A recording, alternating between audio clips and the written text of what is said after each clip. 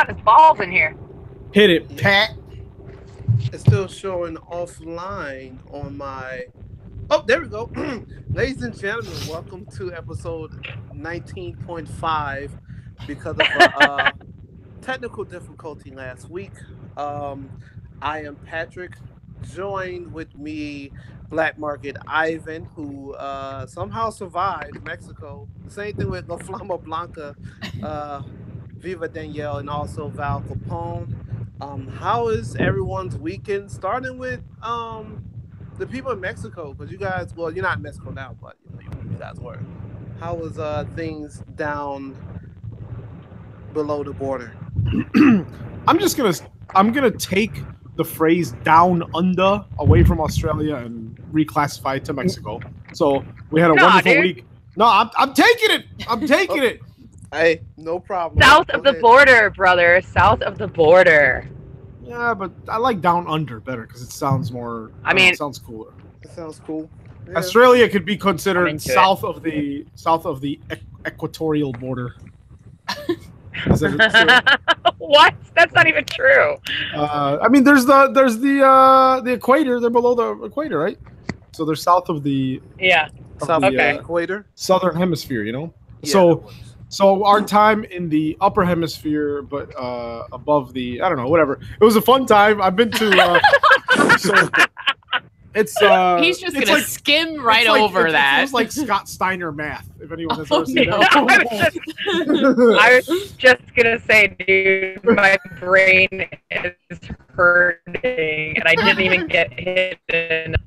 Oh my god! Oh no! That was the perfect time for you to become RoboVal. Robot. You're gonna have to hear that. Mr. That part. Robot. So it was a good time. It was a good time. We were down there for a wedding, but Puebla, Mexico is really interesting. Had a lot of good times, and towards the end of the week, I mean, we shared some private clips with you guys, but yeah, it ended up with Danielle and I, drunk and under many influences, her giving me chest chops. Yeah, I saw that. That was being under the influence and attempting that is not safe. It is not safe and advisable. It's advisable. It definitely was way more challenging to do anything. So, but we definitely had a fan-fucking-tastic time. It was a trip well needed. We got to reconnect with our crew down there and got to watch some good wrestling, which Black Market Ivan will touch on later in the show. But it was a phenomenal time. But let me say this, and I think this will be a perfect segue into the next segment. We'll still have to hear from you guys, but let me just say that what's today? Thursday. So yeah, unfortunately, this Monday I woke up at 10 o'clock and I told Danielle down there in Mexico, right? I'm in the lowermost point of the upper hemisphere, and I'm like, Danielle, I don't think I ever want to drink again. And then here we are, only days later, and we're about to crack open some Blue Moons. I think I'll crack one open. One open? But not yet. Oh. We have to hear how Val's week is. Yes. Sorry, I was being selfish. My apologies. I don't even know what this week is. Like, that sounds I really do. to me. It's the equatorial equinox. Yeah. Yes. No, I had the week off from Cubs, and so all I've done every single day is go to the gym for like today. Today was like only a 45-ish minute session. I think it was a little bit longer than that, but that's because I'm doing 2-a-days because I'm amping up to go to the USA Roller Sports Nationals next weekend in scenic Lincoln, Nebraska. Oh, and God. So, yeah. Shoot me if I ever have to drive or attend Nebraska for any fucking reason. Yeah, Sorry, you have to all of our attend friends. the entire state of Nebraska. If I ever have to attend Nebraska, is what you just said. Yeah, because I would never, ever go there by choice. And if we have listeners from there, you should just unsubscribe. But Danielle, they have roads there. That's yeah, they do, actually. That state should just be eliminated. And if I never knew what Nebraska was, I would have thought it was a KKK state. Apparently, it is kind of like that. Surrounded by tumbleweeds and nothing. I don't mind Lincoln. Lincoln is cool. Omaha and Lincoln are not that bad. Yeah, that's true. All the black guys are like white chicks. Yeah, so I'm into it. I'm not complaining. But love it. But yeah, so I've been going to the gym a lot. I've been going to practice a lot. I'm driving home from Milwaukee right now. I just skated with the phenomenal Brew City Bruisers. And yeah, life is good. I'm on the water wagon tonight because driving, but I will tell you, I had an organic plant-based chocolate protein shake and some rice cakes because I am an athlete. That is what's up. You know what, Val? We just strive to live the life you live because you are the queen of healthiness, and we're gonna get there. So you just keep on doing what you're doing, and you're inspiring us. So we're gonna follow in your steps. I don't know if you can see it because I can't figure out how to turn off the camera because I'm driving, but I'm wearing a shirt. There you go. I'm wearing a shirt that says "Be a sport, drink Malort." So I don't know if I'm exactly the bastion of health. However, I will say I do have a really righteous life, and I feel very appreciative that all the work I put in pays off like tenfold. Like, I don't know, life is good. Today I was at my favorite brunch. My favorite brunch spot in Wicker Park with our BF ref Andy Long. He and I were having lunch today. Talking about this Saturday's freelance underground at Bottom Lounge Saturday night. Nice. Bam, bam, bam. Yeah, girl, yeah. So we were just having brunch talking about stuff and projects that we want to work on together and things like that. And the GM of Orange, which I've been a regular there for well over a decade, he was like, I know that you do, but do you ever work? And I was like, oh, brother, like, you don't even know. He's like, you just have the best life. You travel, you live these amazing lives, you get to see wrestling all the time, you play roller derby all over there you go. Gotta get off the expressway soon. Sorry, y'all. But yeah, I don't know. Life is good. I can't complain. Like, I'm going to see Kesha on Wednesday. I don't know. Life is good. Cool. Well, that's awesome, Val. We're definitely supportive, and you are living the dream that we strive to be living. So I'm glad y'all got good weeks. Ooh, there's a big ass accident right here. That's why the bossy lady told me to exit. Oh, this poor lady. They're probably watching Impact on their phone or something. Well, I hope they're okay. Well, there was Impact on the Kennedys, so I hope everybody's okay. Yeah. Wow, that's scary. That was a great pun. Yeah, I like that. That was great, yeah. Yeah. My week was short. Oh, yeah. No, it wasn't. Pat. You've been making music all week, brother. Come on. Yes, yeah. I know. But see, there's a gift and curse with that. So I decided to go to my friend's studio, lock myself in there for 2 days. Yes, I did take a shower. But I went there, smoked unlimited amounts of alien Bubba Kush. and was just making music and spent maybe about $80 in fast food for the 2 days because I was so high. So I was ordering from like Super Dogs and Portillo's and like all over the place, like all this, like, so now I'm fat. I just ate my last slice of Portillo's chocolate cake. Oh my God, so good. I am a complete wreck this week. Did you make any good music? Oh yeah, half of the shit I don't even remember. That means you're doing it right? I don't know. Yeah. So besides that, my week was okay. Just phone bill paid. So you know what? That is, I'm gonna clap for that because hey, it's a struggle to pay the bills. So good job. Yeah.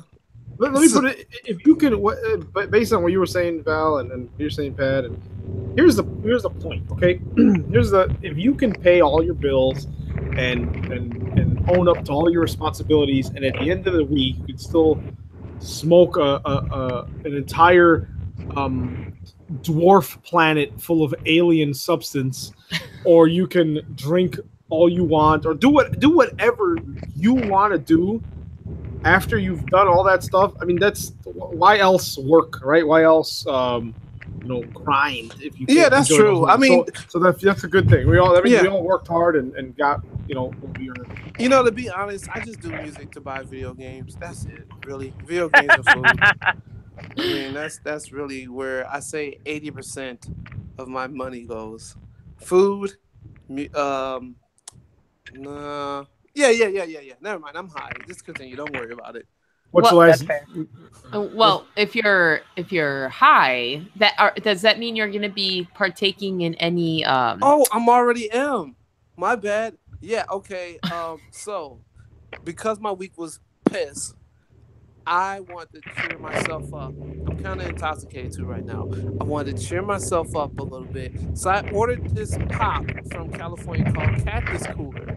So I bought a 24 pack and it was $30. Yes, oh my god! But I needed it, so I had to pay for the shipping. The shipping was like super crazy. So I'm drinking vodka mixed with Cactus Cooler right now. Wow. Does the Cactus Cooler have liquor in it? No. It's just kind of like a ginger beer, but not. It's kind of like if you would mix a orange Fanta with a pineapple Fanta. Oh, that sounds delicious. That does sound quite. Yeah. So it's like a pop. It's like pop that's located like in the southern California. It sounds much cooler than a cactus would be. Yeah, definitely it's doesn't. It's pretty much like the California Squirt. Shouldn't it be called Cucumber Cooler? Yeah. Oh, that's something white. You're right, Pat. That is something I would drink. Yeah. Oh, baby batter. Are we talking about? Oh Lord. Where are we going? The gentleman's relish. Oh my god, gross. So I hope that's not what you're drinking tonight, Val. But what are you guys drinking? I'm drinking water with BCAAs. It is blueberry lemon. That sounds white too. Ooh. That's why I guess I'm enjoying the way she's describing. Who drinks good old tap water anymore? Nobody. We do actually. Simon is right in front of me while I'm gonna crack my drink open. Simon is partaking in delicious tap water. Before you crack it open, so my brother lives in the northwest suburbs, and the further you go into the suburbs, Pat, you know this now. Sometimes the tap water can taste really bad depending on what town you live in. I, on the other hand, love it, even if it does taste bad. Me too. We grew up on that shit. Yeah, so but we're drinking out of Cook County water still, though. That's true. Cook County water is amazing. So here's it really is. Said only us. So my brother, I was talking to him the other day, and he was like, "Man, I was really thirsty in the middle of the night, and we had no water, and so I had to go to the store and buy some water." I'm like, "What do you mean you had no water? The water was out?" He's like, "No, we have tap water, but we didn't have any bottled water." And I'm like, "Man, I don't even know you anymore." Yeah, that's bougie as hell. That is bougie. Wow, I didn't know that. In all fairness, sometimes there's chemicals in the water that can make you sick if you have a sensitive GI tract. Just saying. That's true. That's true. That is true. But hey, sometimes when you're super thirsty, especially when you intake the Satan spinach and you gotta have something quick, tap water is like the best shit. I feel like if I'm smoking the earth, I might as well put some stuff from the pipes that come from Earth. That makes me sick. They come from the Earth? Wait a minute. What if you're smoking pipes not from Earth? I need to consort the natural history book again. Pat, okay, guys, can we agree? Okay, let me just one last thing, and then we'll get into wrestling. The answer is yes. Let's wrestle. So. Okay, back in the dinosaur era. No. Okay, this was all Pangea, right? It was all one solid piece of land. So, did dinosaurs walk the Earth exactly where we are right now? Did they walk around in Chicago, or what is now known as Chicago? No, probably not, because there's nothing around here. They're going to be close to like beautiful parts of Pangea, which is by the water. Well, that's true, because there wouldn't have been Lake Michigan. But I mean, would you say that dinosaurs or some form of dinosaur roamed the entire landmass, or only one? Maybe. Who knows? One to two man straight away. So my point, Pat, is just in light. And by the way, Val, we're getting a lot of microphone noise on your end. You're like rattling a lot. Because there's like crazy construction and fucking, it's goddamn summer, which means it's construction season.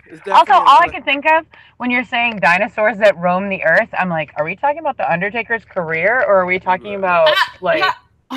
Are we on the wrestling portion of our show yet? Not yet. Okay, so here's my question. The fact that because Jurassic World just came out this week. I already saw it.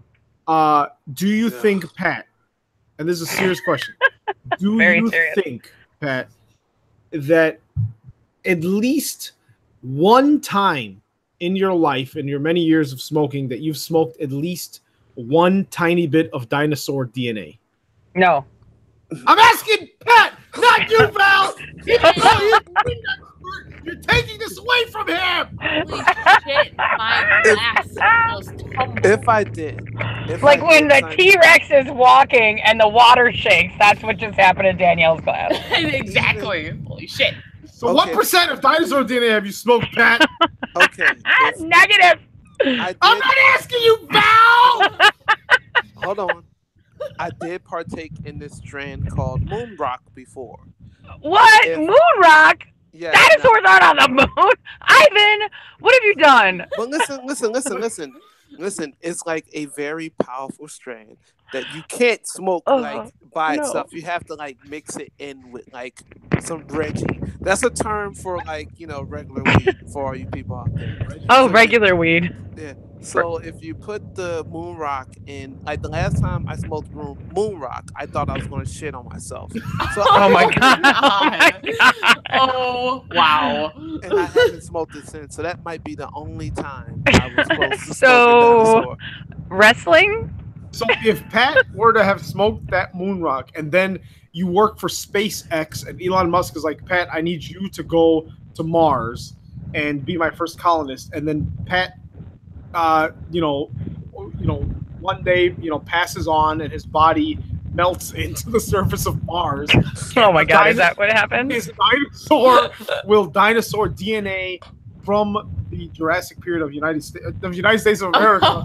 Because that's exists still. Well, they plant the dinosaur seed on Mars. Oh my god. I want you guys to think about it. What is happening? Hashtag #Sketch4 dinosaur chat. Next week, tell us what's up. Black market is definitely high. So Danielle, what are you drinking? Okay, I'm gonna crack open this Blue Moon. I'm so confused. And if you follow me on Twitter, is it the normal Blue Moon or is it a special? It's just a normal Blue Moon. Listen. I think I kind of cracked it already. Listen. Oh, that sounded beautiful. Wait, let me flick it. Pour it. Okay. Anyone who plays Fallout loves that sound. Yeah, this is all because it is a nice hot day in Chicagoland. And I just was in the mood for Blue Moon, so this doesn't tie into any specific wrestling match except for it tastes good in my mouth. That's what she said. White people there. What? Yes, it is. See, you're right. See, yep. See. No, Pat, hold on. If the brightness is at 90% now, but when you I want to turn the brightness up to 100. There's an orange in there too. Oh, I don't drink that shit. I don't drink that shit. I did cut up oranges because I wanted it to be real extra today. Okay. I love it. It looks delicious. I'm gonna let you drink it. Because you're white. I will have a Blue Moon in a second, but right now I am finishing my tap water on the rocks, and then we already heard what you guys are drinking. So, guys, New Japan. Yeah. Here's the. Oh, are we in the future? Wait, so we left the Jurassic period. And now, are we back in the future? Marty! Wait. Marty! Go ahead, Danielle, before I do You have to talk about how Pangea broke up and this little island floated to the southern... Is it the southern hemisphere? Where's Japan sit? I don't even know where Japan sits. Pangea broke up like the Bullet Club might? I don't know. I'm just kidding. Just breathe. Don't say these things. But, Marty, get in the DeLorean! The dinosaur's about to get us! We're gonna go 15 million kilowatts into the future! That's not how that works. That's not how that works. 1.21 gigawatts. 1.5 billion years into the future! Marty, get that Japanese money! But Doc! What? Oh my god. Because we're going to Japan! So New Japan has a series of shows called New Japan Pro Wrestling Kizuna Road, and the latest episode was on Sunday, June 24th. It started off with two young boy matches, which was Yota Tsuji versus Yuya Uemura, ending in a 10-minute time limit. So that's pretty cool. Once again, they're really highlighting these the young boys, the young lions. Then we had Yuji Nagata and Tomoyuki Oka defeating the very rapidly rising Shota Umino and Manamu Nakanishi. So Simon, before you continue, right? It was Minoru Suzuki's birthday last week, by the way. That's exactly what I was about to say. I just yelled so loud. I'm so sorry, everyone. No, I was gonna ask because you guys are so keen on the New Japan Pro Wrestling. What happened to the Japanese Brock Lesnar? I haven't heard. He's been injured. Oh, yeah, okay, he's injured. Never mind. Okay, never mind. Oh, he's just not. No. I don't even think he's injured, Simon. I think he's just the Japanese Brock Lesnar, so he's only going to show up maybe 10 times a year. That is amazing. That's amazing. Oh, we were celebrating Minoru Suzuki Capone's birthday. Minoru Suzuki's birthday in Mexico. Even though we were technically supporting LIM. No, I guess it's just LI down there. But we took a vacation for him. How about that? I mean, Minoru Suzuki Capone, I'm sure he appreciates it. I mean, but I don't know if you guys know this, but they don't actually celebrate birthdays in Japan. That's just a world fact, international fact. Oh wow!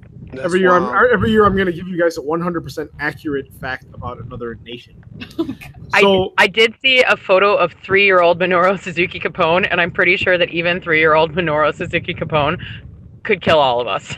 Did he still have the lines shaved into his head? Absolutely. He had the glare and the scowl and is that kid gonna eat my face? Oh yeah, it's Minoru Suzuki Capone. Of course he's gonna eat my face. So amazing. Next we had Taiji Ishimori, the reborn Bone Soldier, and Yujiro Takahashi, the Tokyo Pimp, representing Bullet Club, defeating Ren Narita and Ryusuke Taguchi of Taguchi, Japan. Then we had the full Roppongi 3K, Sho, Yo, and Rocky Romero defeating Taka Michinoku, El Desperado, and Yoshinobu Kanemaru. And if you guys haven't heard the Talk is Jericho with Rocky Romero, it is great. Yes. Then Toru Yano and Tomohiro Ishii defeated Taichi and Takashi Iizuka. And then here's where things get hairy. Yoshihashi, the IWGP US Champion Jay White, Hiroki Goto, and Kazuchika Okada defeated Toa Henare, Juice Robinson, Jeff Cobb, and Michael Elgin. And as you all know, Juice Robinson is fighting Jay White for his title coming up, but more on that soon. Then we had Hiromu Takahashi, Bushi, Sanada, Tetsuya Naito, and now he's being officially labeled as the King of Darkness, Evil, representing Los Ingobernables de Japón, defeating the team of Kushida, speaking of Back to the Future, David Finlay, Hiroyoshi Tenzan, Togi Makabe, and Hiroshi Tanahashi. Now, coming soon, next weekend, the G1 special in San Francisco. We will have that preview next week. No point in talking about it now. And that is Val getting out of her car and into her house. Sorry. I thought I muted it, but I was driving. No. Okay, I'm muting it. I'm muting it. Leave all this shit. No, Pat. No, Pat. Yeah, Pat's right. Leave it on. I want to hear the keys going. No. It's okay. Beep until your car die. Oh, damn. That's creepy. That is creepy. I'm gonna put my. No, it just got worse. God. I'm gonna put my shit on mute while I gather up all my personal belongings. Oh my god, my gear smells. Oh, gross. Roller derby is disgusting, everyone. This is a journey into the mind of Val Capone. Listen closely. Listen. There's my key. All right, I'm muting this shit. Some being John Malkovich shit happening right now. I don't know what's going on. I'm gonna go inside of my house. I'm putting it on mute. Y'all are muted. Please do. Okay, so then, now, Pat, when we were in Mexico, we landed, we got into the hotel, we took showers, we relaxed, and then we realized, hey. Oh, see, okay. And then I forgot okay. So then we... he forgot the language difference already. You be tripping me out, man. You be tripping me out. So then we realized we're like, oh, there's CMLL, which is Consejo Mundial de Lucha Libre, which like pretty much World Wrestling Federation in Spanish. See? And they're fucking awesome, by the way. I saw them last year when I played in Mexico City, and they were amazing. well, check this out. Check out. Imagine. Okay, so check this out. We check into the hotel. We're in downtown Puebla, Mexico, right? And we're like, man, this is tonight. We're like, man, do we have time? Will the tickets be sold out? And we went to Google. It was like Arena Puebla. We're like, where's that? We go on Google Maps. 3 minutes walking from the hotel. So we're like, we get our buddies together. We get about 10 of us. We walk there. There's like 5 or 6 tents out there selling masks, selling toys, selling everything. There's kids, there's adults, there's people getting drunk. There's tacos being sold in the street. Literally, like, it's amazing. We bought about 5th or 6th row tickets, and we're on camera. I'll show you guys the link. It's pretty hilarious. It's right there, and the equivalent of $10 US. Yes. 200 pesos. So now one thing that Val, you may have known this, and as we continue to listen to Val navigate through her house, Val, you may know this, but I did not know this, that they introduce each. So if you walk into the arena, if you are sitting to the right of the stage, you must be a fan of the heels, the rudos. If you are sitting to the left, you are a fan of the good guys, the technicals, and you will not find one in the other. They actually announce the show as, okay, first let's introduce the fans of the Rudos, and they start cheering and yelling and showing the signs, and same on the other. Guys, during the show, there were literal verbal wars talking about screw your mother, F you, like the craziest language, like even crazier than Attitude Era WWE. Being shouted not only to the performers in the ring, but to the other side of the arena. And we were sitting in kind of the neutral zone at the bottom. We cheered for someone, and we just look up, and there's like 100 angry Mexican Rudo fans that were like calling us just all types of names. Well, and it was hilarious. Like, they kept saying like "fuck your mother," yeah. And we were just laughing. It was amazing. It was perfect. Beers were about $1.50 for Sol. They were selling shrimp. They were selling semitas. Yeah, there was all types of... so many sandwich and fish smells. Val, if you were a beer, it was heaven. Val, if you were a beer vendor there, you could sell these big donuts. They were selling these donuts that were like the size of a vinyl record. It was amazing. So here are the results. Monday, June 25th. It's called CMLL Lunes Clásicos, so Classic Mondays. We had King Jaguar. I'm going to give kind of the gringo version of their names. King Jaguar, Espíritu Maligno, and King Rocker. The bad guy. Espíritu is really gringo, by the way. Yeah, defeated. That would be a spirit. Spirit. Well, no, I could go full on. I could malignant spirit. Oh God, no! Yeah, I don't do that. Tigre Rojo Jr., Millennium, and Meyer. So that was the match. Then we had, and usually it's huge tag team matches. Most of them are 2 out of 3 falls. Then we had Astro, Asturiano, and Stuquita defeating Joker, Mercurio, and Sauron. Now these guys, and Val, once again, I'm sure you know this, they are rife with copyright infringement. They straight up had.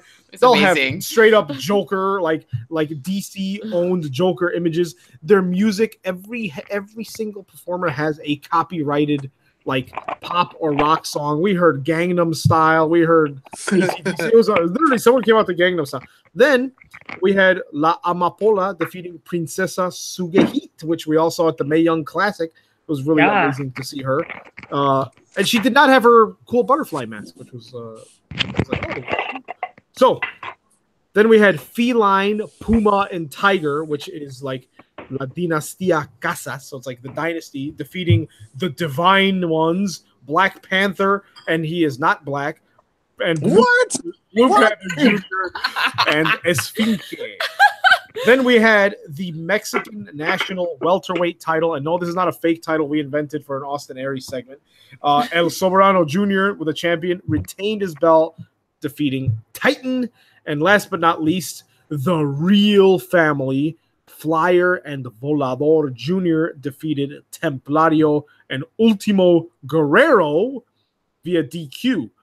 Now, am I El Último Guerrero was in WCW, was he not? Maybe at one point. You might be getting him confused with Ultimo Dragon. Maybe I am, but I know this guy's been around for a while. He's one of the main stables. Now we also got to see, but it wasn't on this episode. We got to see Rush, the head of just Los Ingobernables, which was crazy to see him with the LIJ, the LI, referred to. Wait a minute, someone's in a fucking fish tank. Yeah, that does sound like a fish. Wait, hold on, everyone, listen to the life of Val. Hold on. I thought it was on mute. I'm sorry. I'm just getting I'm refilling my water. You're getting your Spanish on. So, guys, yeah, other than that, great time. Danielle, any last words on the CMLL show? Oh, it was phenomenal. It was so fun to be. The crowd, like, I wish the WWE crowd was like what we experienced down there. Like, I love wrestling. We all know this is why I'm on this podcast.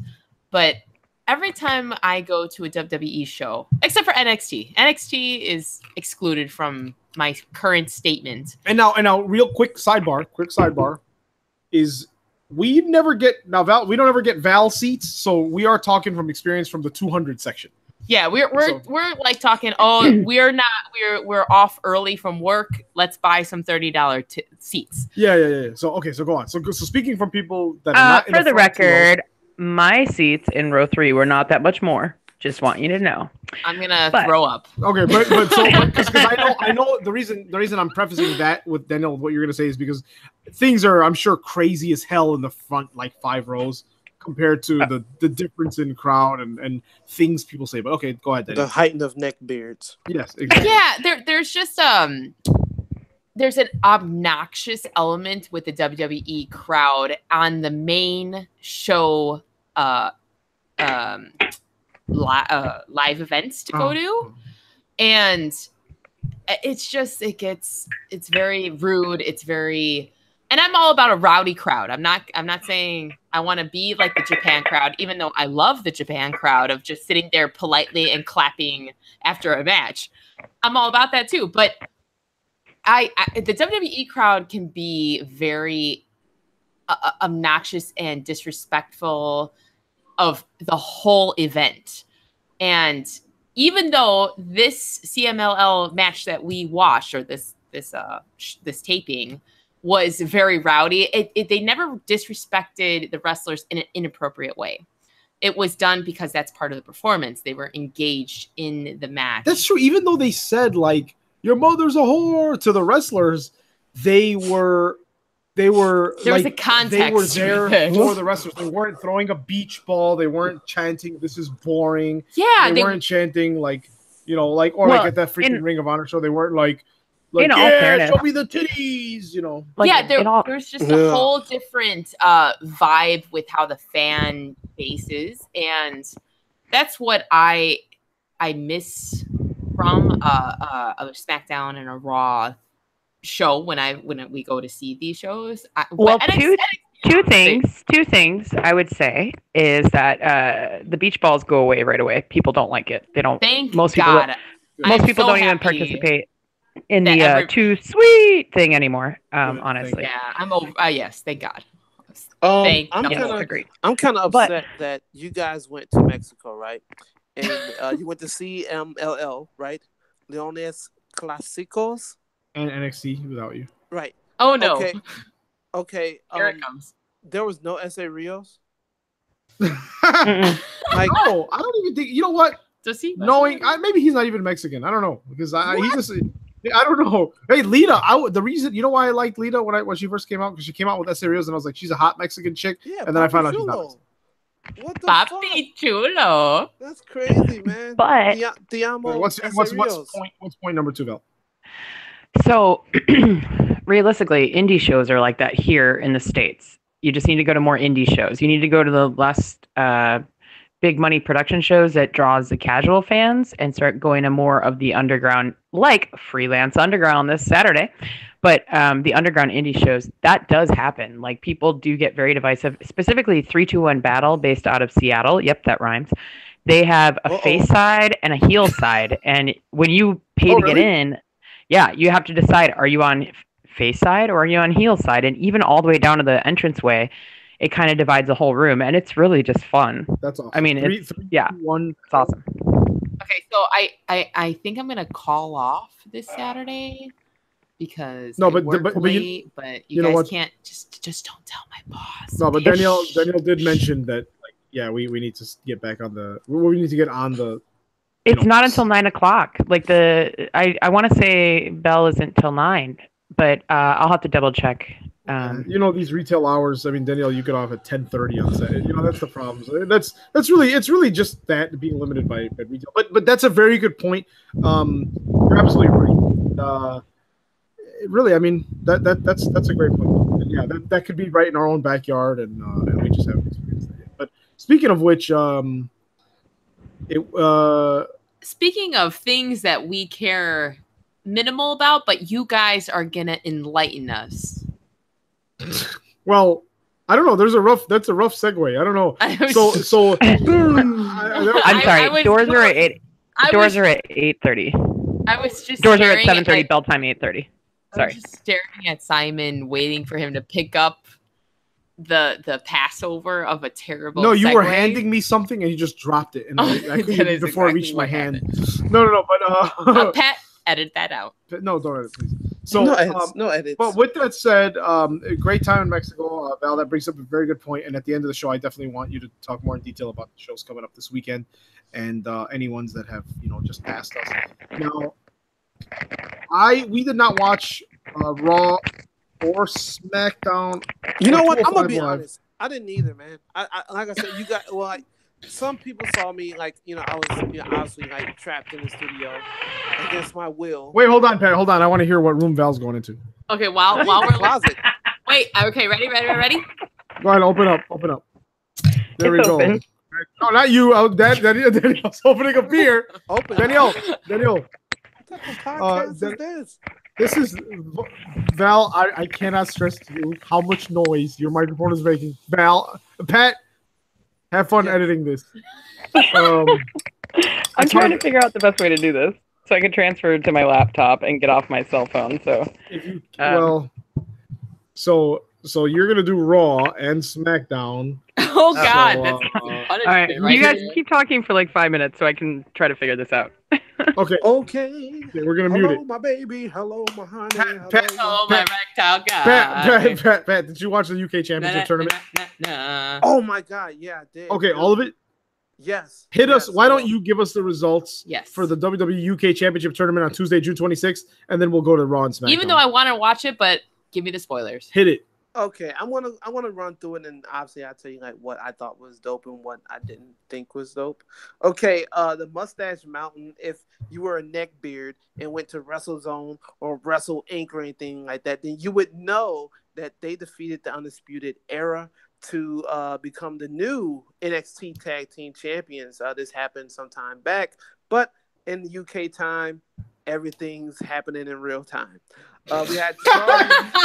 That was confusing. I don't understand that sentence, but it was amazing. Yeah, you got to smoke weed to understand it. Oh, the next match, Charlie Morgan defeated Killer Kelly. He definitely was like a creative wrestler. I guess he was just some guy backstage and didn't have a name. We're gonna call you Killer Kelly. Never heard this fucking guy before, but he lost. Nomar Dar came back from injury and defeated Travis Banks, Flash Morgan. Whoa. Flash Morgan, Webster, and Mark Andrews. I believe Flash Morgan was on 205 Live at some point, if I could remember. But Nomar Dar, he became the #1 contender for the WWE UK title. So I'm wondering if that's against Pete Dunne. I'm not sure, or if they're making a new fucking title. Who knows?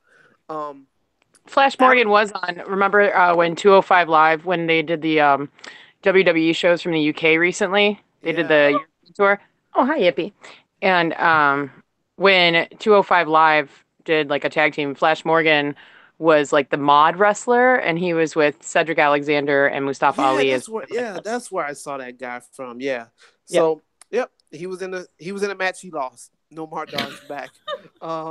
Adam Cole defeated Wolfgang. I thought this was a great match. Wolfgang, I'm surprised. I'm pretty sure now that they got NXT UK, we'll see a lot more from him. Aleister Black and the one and only Ricochet defeated EC3 and Velveteen Dream. Decent match. Obviously, it wasn't the best because I'm pretty sure they're saving shit like this for like TakeOver London or wherever the fuck the next. Oh, it's probably TakeOver New York. Brooklyn. Yeah, Brooklyn. So Yeah. they'll probably wait for that. Shayna Baszler defeated Toni Storm, and this is what I gotta say. I think if they're going to build this NXT UK thing, and they have a women's division over there, Toni Storm will be like their main person. I either wanted to be her or hopefully the alpha female comes back because she was pretty dope in the Mae Young Classic. Yeah, she was pretty dope. But Shayna Baszler won by count out. Pete Dunne beat the shit out of Zach Duncan. Great match. Zach Gibson. Great match. I liked it. Very hard hitting. I can't wait until Pete Dunne puts Triple H out of his misery. That's who should retire Triple H, Pete Dunne. Yes. I don't ever want Triple H to like anything to happen to that man, but you're right. If anything was to happen to him, it should be done by Pete Dunne. Done by Dunne. Done by Dunne. Yeah. Done with Dunne. Hashtag done by Dunne. That should be a t-shirt. Yeah. Thank you. Trademark. Now let's rewind 24 hours. Val, now that you're settled in, you've got your puppy, you've got your blueberry water, you're relaxing at home. Oh God! No. That you need to omit that. Hey, Pat, we should say puppies every time the girl wrestles. Oh my I'm gonna God. do that at All In.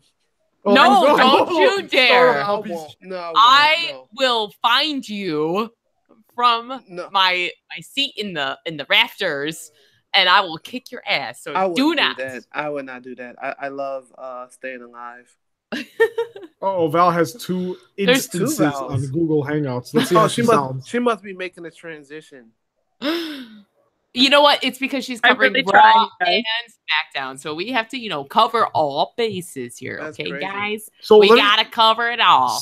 Since the week after Money in the Bank, you guys had a show that was lost to the ages. Yeah. But all I can say, the only thing that matters, I've been saying it. Oh my God, Val. I hear too many Simons. One Simon is enough for me. Okay? One Simon is too much. So all I can say, the only thing that matters for Money in the Bank is James Ellsworth came back. I've been talking about it since February, since episode 0, and I'm happy my man is back. So yes, now we're just waiting for Val to come back. We lost a Val, and we still have one Val. So hi, can you hear me? There you go. Hit us with Raw. Is it echoey in any way? No, it's good. Not at all. Perfect. You sound fabulous. Okay. That was really painful, y'all. I just want you to know. I have like a very angry little dog that's super pissed at me right now, but that's cool. She's laying directly on my hand, so this is going to get weird. Never with a furry baby. It's never weird. No, she's just very not happy right now. But anyway, maybe she's not happy because Raw was such garbage. Yes. I want to say it was from San Diego. Is that this week's? Was that right? I don't know. I don't know. Like I said, I was trapped in a dungeon smoking. Oh yeah. Okay, no, that's right. Yeah. Smoky Dungeon. Smoky Dungeon. That's a good wrestling name. I like that. So Raw was from San Diego this week, which is the home of the former Raw Women's Champ BT Dubs, Nia Jax. But it starts out basically starts out with 3 bald dudes and a guy with way too much baby oil happening. So I'm going to let you guys guess who that was. Oh, that's right. It's Kurt Angle. Oh, my God. Bobby Eyelashes. It's Constable Douchebag. And Roman Reigns, baby oil. Lots and lots of shit talking Brock Lesnar, each other, and culminating in the challenge at Extreme Rules, right? Like it's going to be a multi-man match. Everything's crazy. Then the Yeah. Revival erupts because that's their lot in life right now. And they challenge Bobby and Roman because that makes sense, you know. Rest in peace to the Revival. Yeah, yeah. Rest in peace. And Corbin says, "Let's get this party started." Kurt says, "Let's get a ref." I say, "Ugh."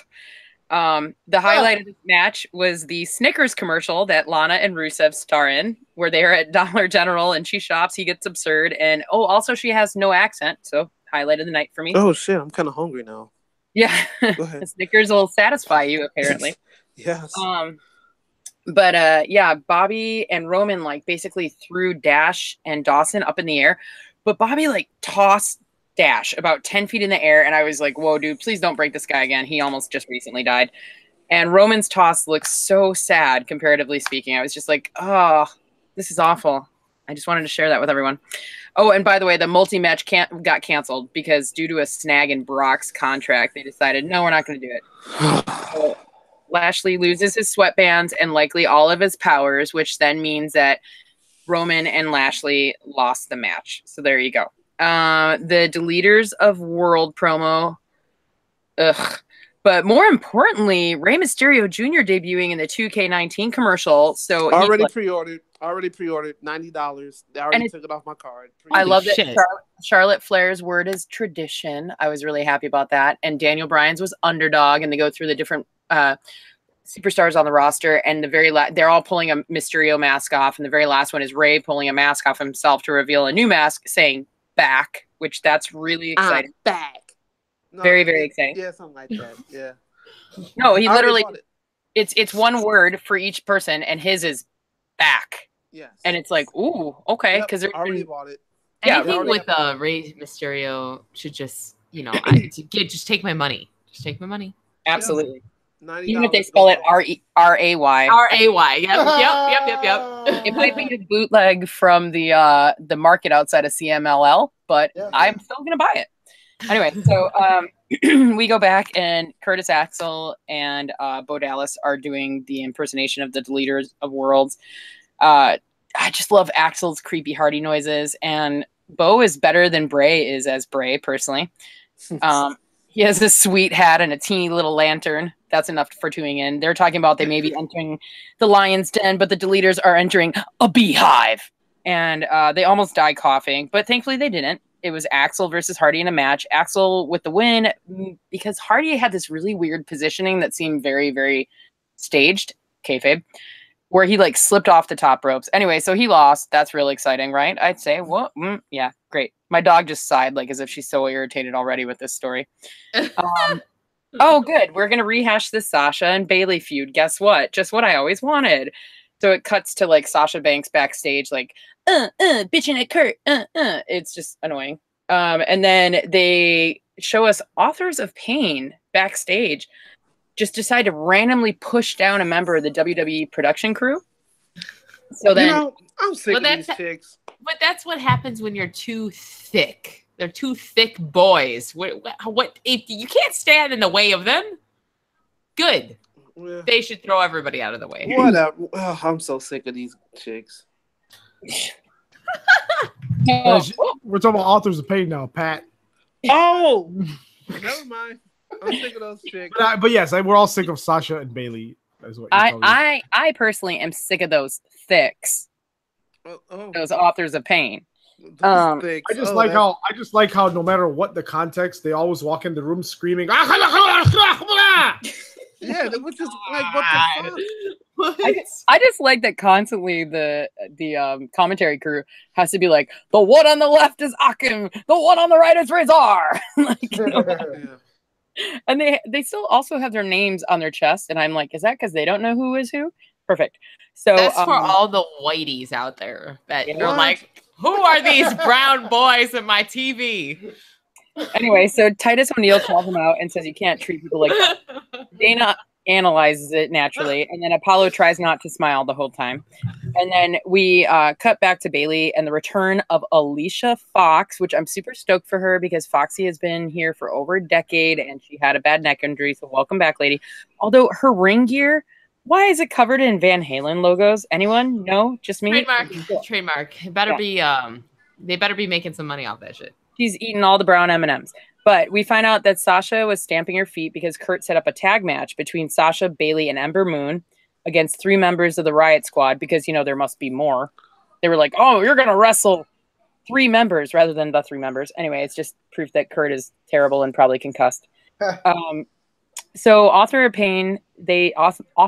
of Pain squash match against the 2 jobbers named Rix and Rex because that, the Gibson brothers.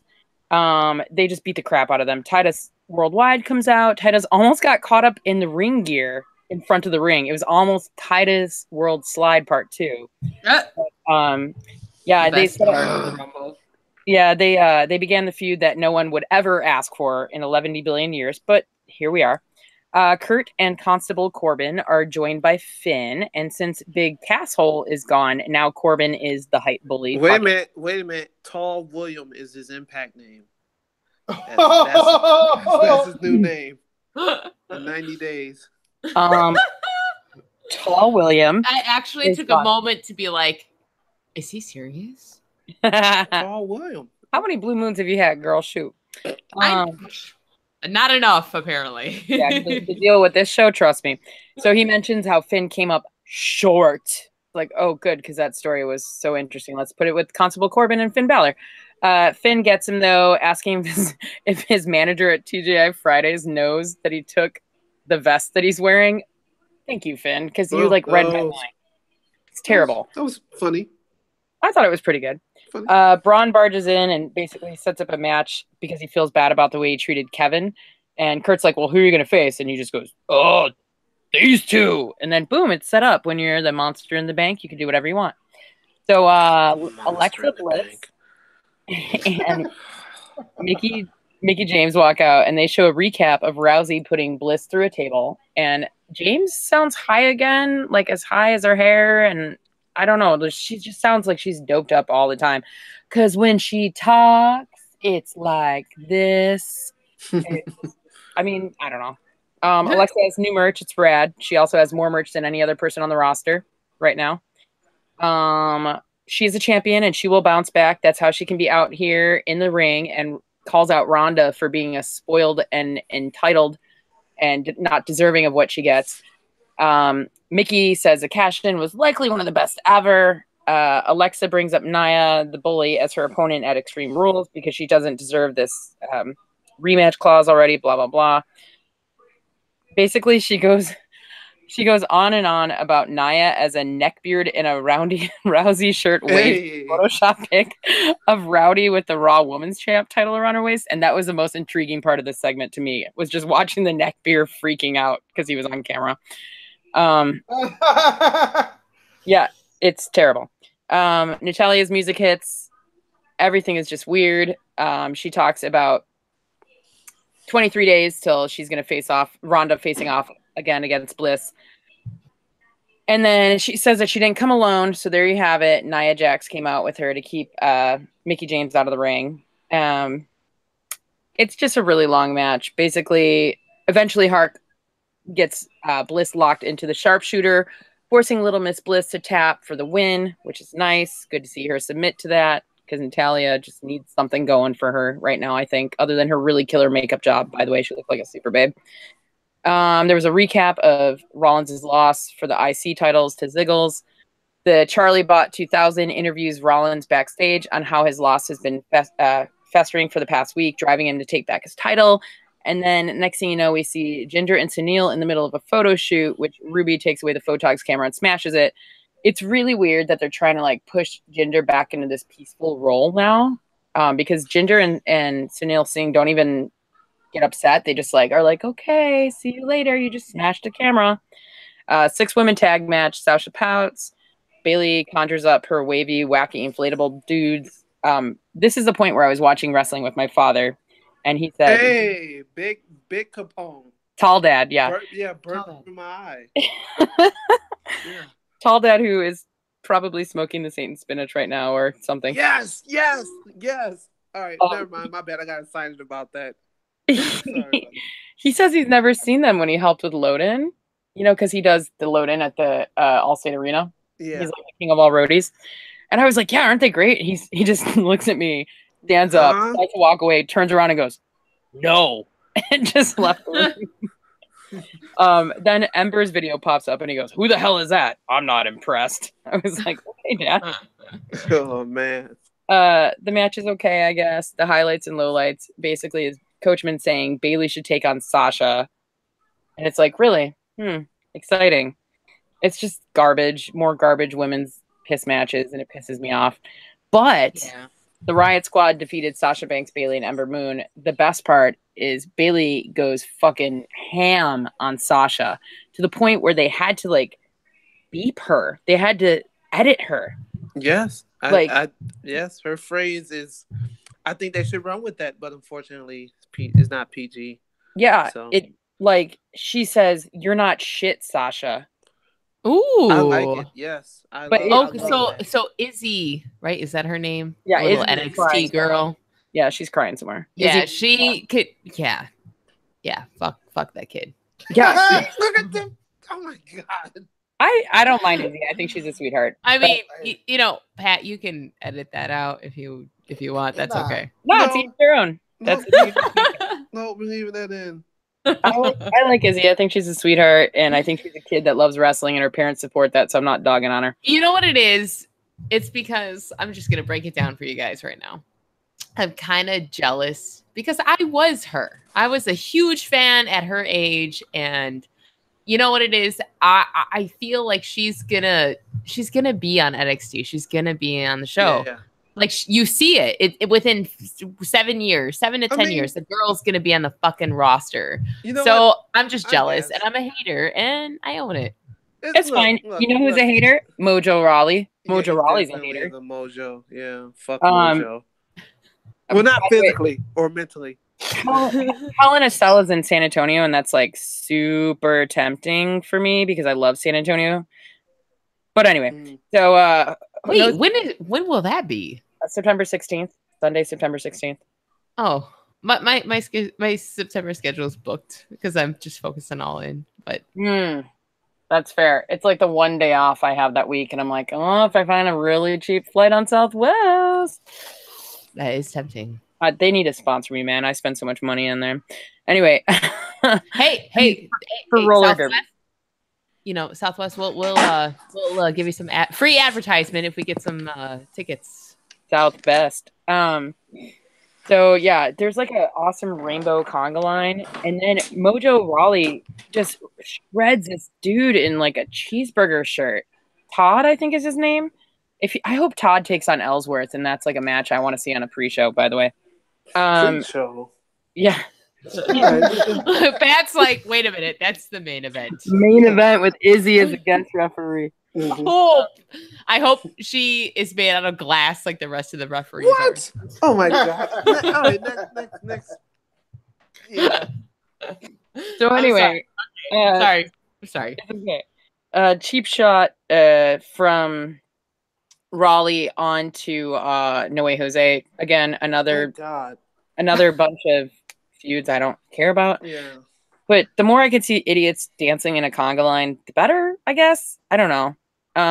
My dad said, "This is some stupid shit," and he'd rather go to the bar and watch the Cubs lose. So he left. Yeah, fuck the Cubs Dad, right now. I'll see you later, Dad. Bayley gets sent to counseling, which is stupid. Yeah. Sasha is in the trainer's room, and she's destroyed by Bayley, and clearly Bayley doesn't care about the women's evolution.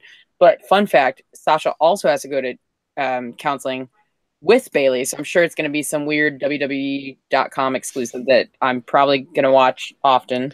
They're fucking up already. I know. Fucking this up already. I know. It's just so annoying. So Corbin ditches the vest so that he could tag team with Finn Balor against Braun Strowman and Kevin Owens.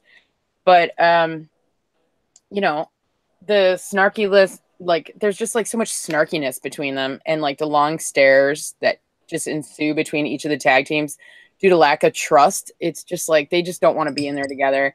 But, you know, I mean, Constable, Corbin, and Balor started fighting each other, so they got counted out. And, KO started freaking out, being like, yes, we won. And he smacks Braun's chest after the win, which Monster do not like. So Owens runs away. Monster chases after him and grabs his briefcase before he goes after KO. There's a whole segment about Kevin Owens trying to like bribe security and sneak away, and it's pretty funny. If you like the Kevin Owens comedy stylings, it's pretty good. I like Kevin Owens. Kevin Owens is fucking dope, and he's white, and he's a neckbeard. He's probably the only neckbeard I like. He's batting 1,000 for you. But yeah, Braun destroyed his rental car, and he wants to kill Kevin, and whatever. I hate to cut you off again. I'm sorry. It's the Reefer talking to me. But this segment right here, it looked like it came straight from WCW Nitro. Yeah. I'm sorry. I'm sorry. Why was there a car valet at the top of the loading ramp, by the way? Where the wrestlers, like, it didn't make any sense. But hey, I'm here for it. Fuck it. I liked it. Yeah, it was. Have Braun toss shit all over the place. It was funny, and whatever. It was humorous. So Rollins rematch with Dolph Ziggler. There's like loads of Drew McIntyre interference at the no ref eyes on Drew McIntyre's interference. Drew eventually gets tossed. Finally, Rollins puts a knee to Ziggler's face. Ziggs gets a leg on the rope before the 3 count. It was like a desperation. Beautiful. So frustrating for Rollins. They eventually really get super awkward on the apron, man. It was just weird. It was just bad timing. I don't know what it was, but there was a DDT that I'm pretty sure almost killed Rollins. He barely makes it back into the ring at a 10 count. This is awesome chance, and they were not wrong. It was actually a really, really good match, which made me happy because usually at third hour, the matches on Raw are garbage. Mm-hmm. Yeah.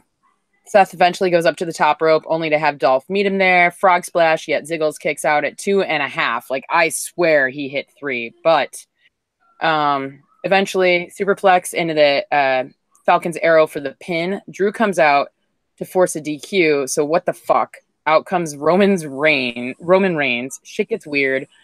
Ziggler looks like white girl wasted as he lifts the belt, and he's still champ due to DQ. So super annoying. Seth Rollins won, but Ziggler is holding the belt. And we're going to have Extreme Rules as the next pay-per-view. But then Tuesday night, I'm going to make this really quick so we can get to all that other shit. Bludgeon Brothers, Bryan, Miz TV segment. Pretty entertaining. Definitely check it out. Rusev beat the crap out of Xavier Woods. That was also fun, their entrance anyway.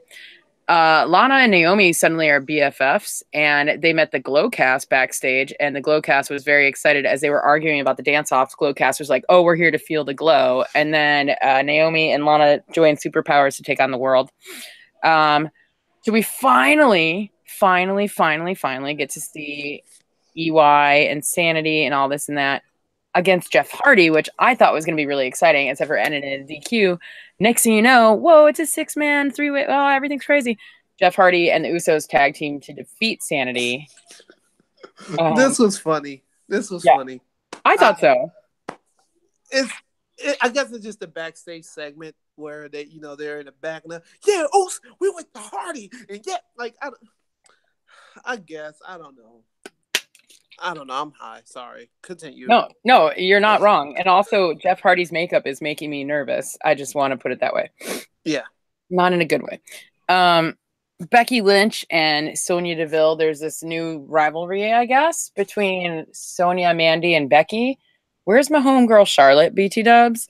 But out doing bigger and better things at the moment. Yeah. The ESPN Body Mag was crazy, amazing, and the footage of her is fantastic, and she looks boss as per usual. BT Dubs. So Becky Lynch took out Sonya Deville. There was James Ellsworth versus Asuka. Oh God, Paige tells us that we are going to have to sit through Asuka versus Ellsworth next week. Oh my God. I guess it's a start for intergender matches. Yeah, but it sucks because they did intergender with Becky. Oh, yeah, right. Yeah. And it was not good then. I don't think it's going to be any better with Asuka. In fact, it's going to make Asuka look even more like a chump. And I think that sucks because Asuka came to the main roster as this dominating, untouchable presence, and now she's wrestling James Ellsworth. I just can't even deal with it. So I'm pissed off. So Daniel Bryan defeated Harper mangy ass Harper via DQ. Yeah. And this was probably the only, like, I don't know, probably the big shocker of the night, I would imagine. Everybody was kind of shocked by this because I know I didn't expect it. The Bludgeon Brothers are like going to destroy Daniel Bryan, and all of a sudden what hits? But Kane's music. And he comes out and just goes to town on the Bulge Brothers and Bulge. I'm sorry. It was crazy because Daniel Bryan was like super skittish at first. It was like, no, I'm not doing this. We're not having it. But Team Hell No reunited. It was really exciting. The whole crowd was going to ape shit. And way to go for the big red Kane. Big Red. Yeah. You know what? Shout out to the guy in the front row that had the sign. Don't you have mayor stuff to do? Yeah. Shout out to that guy right there. I feel like, Patrick, we need to create awards for the best signs, because I feel like that's you and I in particular tend to hit on the best marks in the crowd. Yes. Shout out to that neckbeard. That was a A1 sign. Don't you have mayor stuff to do with Kane returning? Just wonderful. Yeah, like big red mayoral machine. I don't know. It was definitely interesting. I was kind of surprised, but also not really, because they're so trying to figure out what to do with Daniel Bryan, so it kind of makes no sense, but sense. I don't know. Yeah. Anyway, so there you have it. There's your Monday and Tuesday, and boy, that was a lot of wrestling I just watched. I think Simon and Danielle went to go take a piss together because what? Excuse me? I'm about to say both shows stunk. Oh, we were mixing drinks and we had nothing to contribute. I just, well, you know what though? From what you guys discussed, it seemed like SmackDown was a little better than it's been last year. Yeah, it definitely was. Yeah, I will say this though. One thing I don't like is the use of sanity already. I just feel like they should have came in as some badasses, and I'm not getting that from them now. Like, I know they're trying to not reference their NXT stuff, but I was just gonna say that I think it's because they're actually told, like, the commentators are told to not mention NXT. So I think what they're trying to do is build up this new team that the Gen Pop, the non-marks, don't know. You know what I mean? Otherwise, so dumb. Like, it's so stupid. Agreed, but it also leaves room for, like, when Nikki comes up to the main roster, and now all of a sudden, now that they have their missing piece of the puzzle, she will, and I think it will have something. I think she's going to come up very shortly. Yeah, because I'm assuming that Naomi's going to get in the Usos action. Oh, right. Yes. So I'm thinking that's what I'm thinking. But then again, I'm just a black guy that just likes wrestling. I don't know. On a t-shirt, trademark. Yeah, we should do that. I think I'm gonna make that. Yeah, I'm gonna wear it because it's so appropriate. That's racist. No, but yeah, like it was okay. So I guess I will go into 205 Live, which it really wasn't nothing to really talk about. The best shit that happened on the show wasn't even part of the show, and that's when Topanga showed up backstage and was kicking it with all the wrestlers and caught up with Lio Rush. She's a big PWG fan. And she caught up with Lio Rush and saw him, for the first time since, being in WWE. So that was kind of a cool moment. But we'll start off the first match. It was, what's his name? Tozawa defeating the 205 Live's version of Buff Bagwell, Tony Nese. Not a memorable match, Tozawa showed some aggression streaks. I wish that they do give him a fair shot without him doing the stupid ha and doing these stupid you're fired and like crazy typical, the typical Japanese stuff or whatever. Like, it's just stupid. Just let him beat the shit out of people. Lio Rush took on Dewey James. I can't remember his real indie name. It's definitely a guy in the indies, and Lio Rush actually beat the shit out of him, so really no point to even talk about that. I like what they're doing with his character. It's kind of a cocky MVP-ish type guy, and he's going really hard with the man of the hour type shit. Then you had Drew Gulak, the Brian Kendrick, and Gentleman Jack Gallagher, who I was a big fan of, and I don't know what the fuck they're doing with him. They defeated the Lucha House Party, which is if you've been living under a rock or don't fucking watch wrestling, Kalisto, Grand Metalik, and Lince Dorado. And that was pretty much it. I'm pissed. No Mustafa Ali matches, no Cedric Alexander matches, no Buddy Murphy matches. Nothing. Not even TJP beating up a jabroni. Well, so you're telling me I missed nothing. You missed nothing. I missed nothing. So great. You missed nothing. Well, nothing. I'm gonna just, I'm gonna talk about, because it's just my jam, is NXT that happened yesterday. Yeah.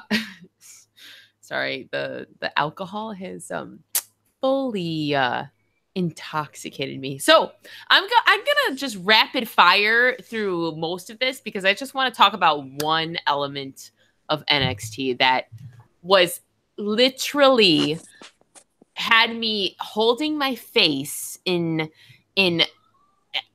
pain and in oh my god moments.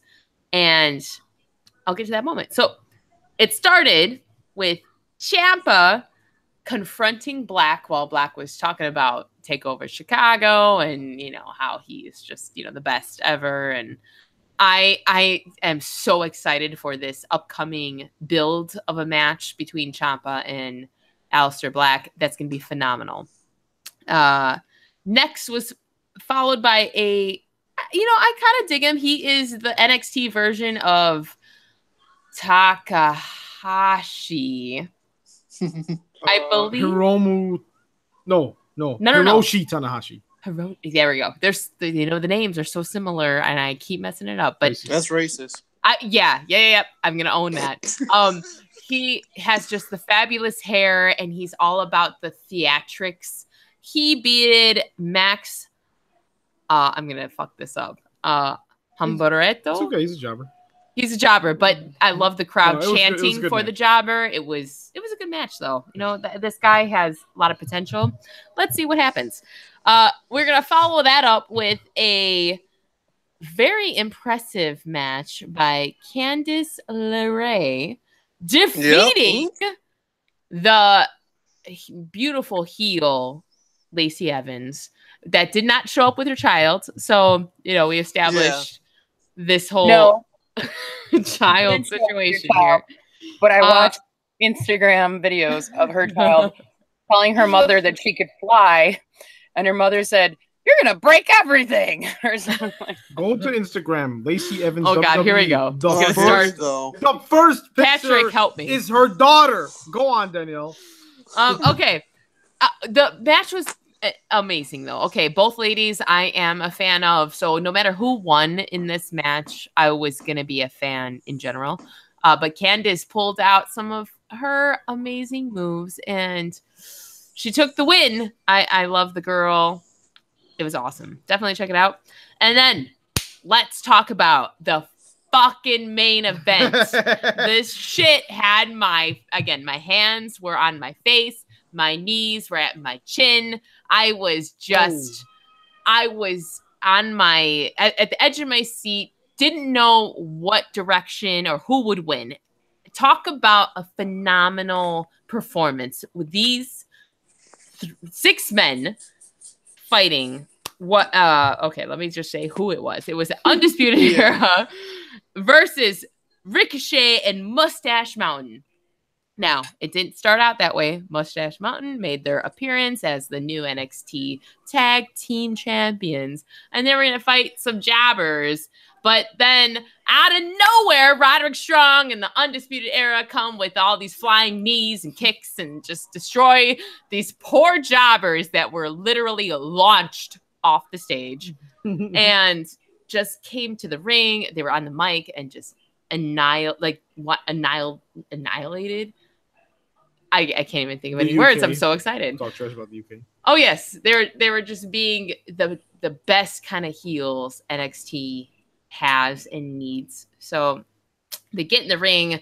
NXT had some stupid commercial, and when they put the match back on, William Regal came out and said that there's gonna be this 3-on-3, and that's what we're watching. So this match went for 20 minutes? I would say 15 to 20 minutes, which is pretty long for a WWE match, and I have no words. Every match, every move they did, you screamed out loud like, "Oh my god!" Yeah, the hits, the spots, the hot tags, everything about it, phenomenal. I don't know why this match was not on a takeover or a bigger show. Like, this could have been on the UK tournament. They're probably not technically for how that goes, but you know what I mean. It should have had a bigger platform than just an NXT taping. Definitely, if you have not watched it, fast forward to this match. Check it out. Did you guys watch it? So what do you guys think? I was reminded again as to why I love Kyle O'Reilly. Mm-hmm. Yes. He is amazing. And I really like that they were just like suffocating the life out of Mustache Mountain. And then out of nowhere, one and only. I mean, I thought that was awesome. Mm-hmm. And he did his bounce against the rope to do his Spider-Man stance. And they were all just like, "What's happening?" It was cool. And Trent Seven was selling like a mother. I just really like watching Mustache Mountain wrestle. Plus Ricochet, it's like, It just the whole thing was amazing. See, Right? I could watch Mustache Mountain any day of the week. I would also not turn down a ride. Thank you, Val, because my brain went down that rabbit hole. A ride on Mustache Mountain or a mustache ride? Ooh, both apply. Valid, okay, I think I'm shaking my head yes to all of the above. Yes, I think Trent Seven is just it's my cup of tea. So you guys are not talking about the biggest star on the show, which is Kona Reeves. I don't know why you guys are like, he's definitely going to be a big star.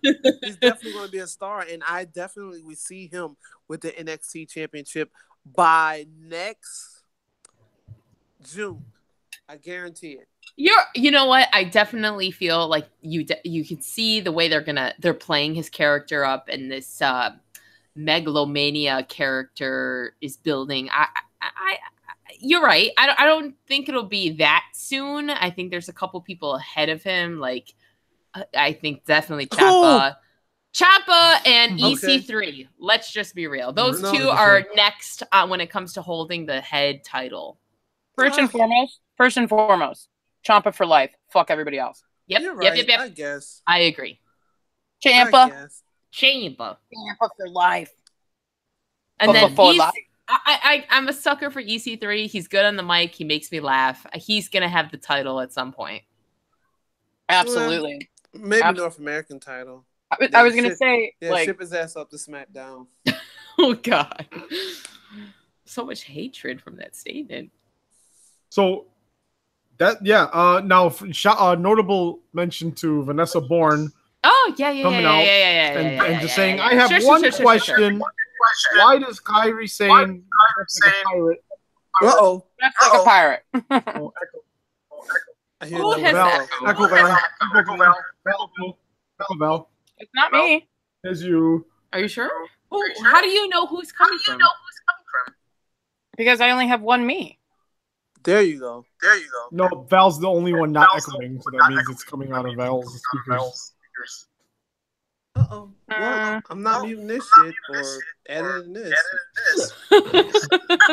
Val, if only you could hear this. Keep this in the show, Pat. Val, could you exit? I'm going to eject you. Uh-oh, he's kicking you out. Okay. And you're out of here. Oh, God. Okay. How about now? I kicked her out, so let me try it again. Oh, God. I'm leaving this all in the show. Just please no. Please do. Yes. Okay, let's try to invite her.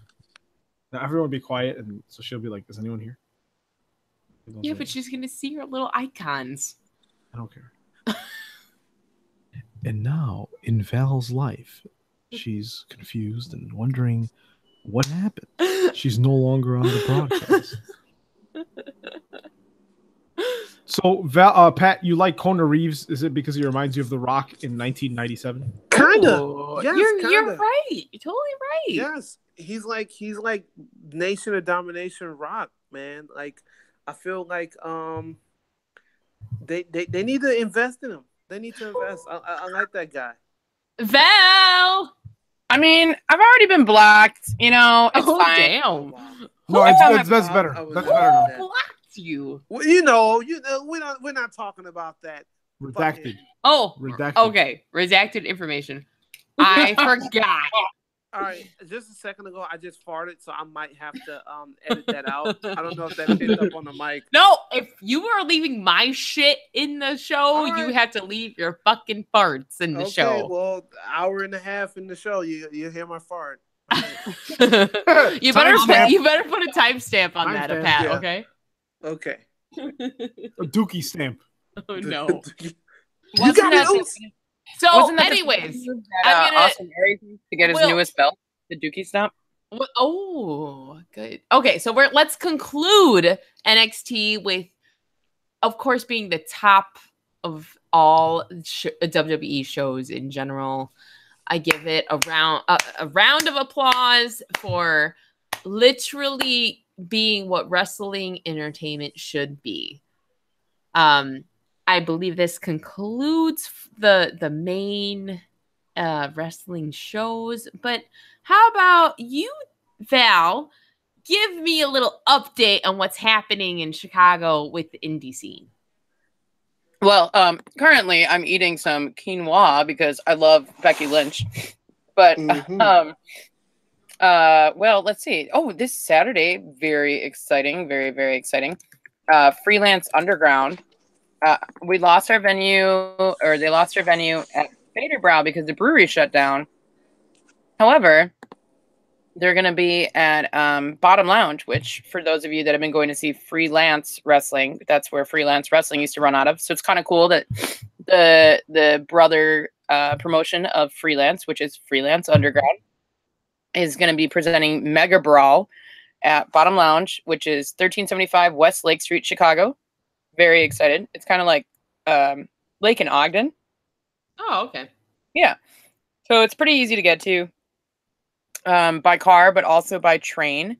You can, I want to say, get off at Ashland on the green or pink line and just walk like 2 blocks. It's going to be a really awesome card, I think. Tickets are $20 for standing room only. It's going to be good. Trust me. You're going to regret it if you do not go to this show. That's all I can say. So I am calling off. Do not tell my boss. I'm gonna try to make this work. I mean, there's so much talent on this show, like Craig Mitchell, Pat Monix, Darren Corbin, Gringo fucking Loco, the base god Gringo Loco, Roy Flash Gordon, Airwolf, Thunder Frog, Wildcat, Acid Jazz, Marche Rocket, excuse me. Quinoa got in my throat, you know. GPA. You can't handle all those seeds.